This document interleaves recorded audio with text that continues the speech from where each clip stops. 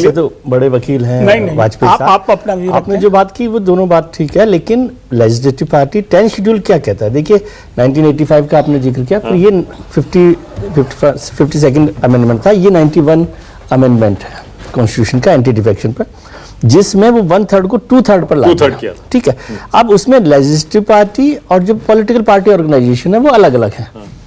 Legislative party का house भी अलग अलग है।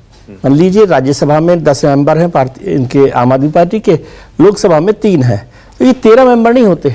राज्यसभा के 10 अलग अलग गिने जाएंगे। अब 10 मेंबर के 2/3 हो जाते हैं 7, तो वो 7 वहां पर जा सकते हैं और राज्यसभा के जो स्पीकर चेयरमैन है वो उसको अलाउ कर देंगे। तो वो पार्टी के लिए क्लेम ही नहीं कर रहे। शिवसेना में क्या था इसको समझ लीजिए। शिवसेना में उन्होंने पार्टी क्लेम की, सिंबल पर क्लेम किया था, पार्टी का क्लेम किया था। यहां तो वो पार्टी पर क्लेम ही नहीं कर रहे, तो वो आम आदमी पार्टी। इसका मतलब इनको अलग पार्टी बनानी पड़ेगी, तभी अलग पार्टी बना के मर्ज कर लेंगे। पर अभी तक आज ऐलान किया नहीं है उन्होंने। सर ये ऐलान आपको करने की जरूरत थोड़ी, आपके सामने वो अपने कागज पे लिखेंगे जो देंगे। इसमें मुझे कहीं पर जो एंटी डिफेक्शन लॉ है वो उनको कहीं रोकता और वो कहीं मेंबरशिप से उनकी नहीं जा रही मेरे हिसाब से। अभी तक का मुझे लगता है शिवसेना का मसला जो है ना वो तब था जब उन्होंने पार्टी के लिए और सिंबल के लिए क्लेम किया, तब आपको एक अलग डिबेट करनी पड़ती है। वो तो पार्टी उसमें जो एंटी डिफेक्शन में जो अमेंडमेंट हुआ उसकी वर्डिंग देख लें, 2/3 members of a party agree to merge with another party. तो पार्टी पॉलिटिकल पार्टी कौन सी है? आम आदमी पार्टी। एक सेकंड, मेंबर्स सर जो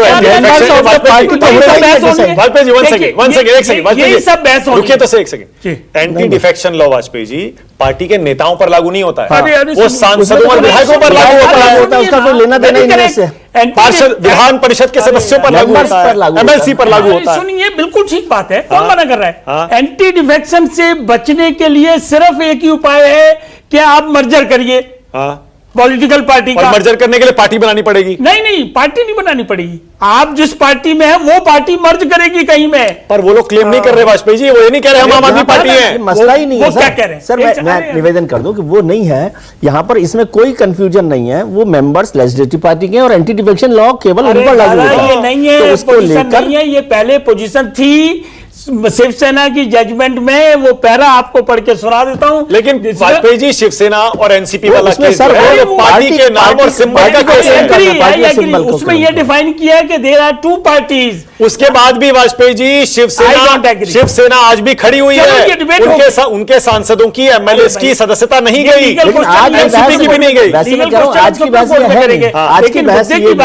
की बात यह है कि आम आदमी पार्टी के 7 लोग बीजेपी में क्यों जा रहे हैं? आप बताइए। ये मुद्दे की बात है। उसका जवाब मैंने पहले ही दिया, दोबारा देता हूं कि देश के जनता को, देश के नेताओं को बीजेपी की नीतियां, मोदी जी की लीडरशिप, उनके काम करने का तरीका और अपना भविष्य बीजेपी में। सतीश सिंह वो जिस पार्टी में थे वाजपेयी जी, उसमें से 5 एमपी चले गए थे, तब भी यही बोला था क्या?